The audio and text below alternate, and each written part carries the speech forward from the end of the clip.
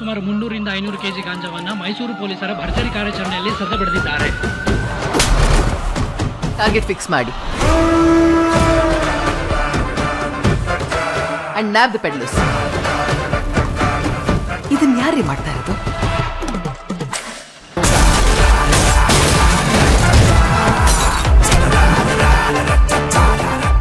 ನಿಮ್ಗೆ ಗೊತ್ತು ದೌಲತ್ತು ಇವೆಲ್ಲ ಆಚೆ ಇಟ್ಕೊಳ್ಳಿ. ನಾನು ಪಚ್ಚ, ಅಮ್ಮ ಇಟ್ಟ ಹೆಸರು ಪ್ರಶಾಂತ, ಆದರೆ ಪಾಪ್ಯುಲರ್ ಆಗಿದ್ದು ಪಚ್ಚ ಅಂತ. ಪಚ್ಚನ್ ಕತೆ ಓಕೆ, ಮ್ಯಾಂಗೋ ಪಚ್ಚ ಆಗಿದೆ ಯಾವಾಗ?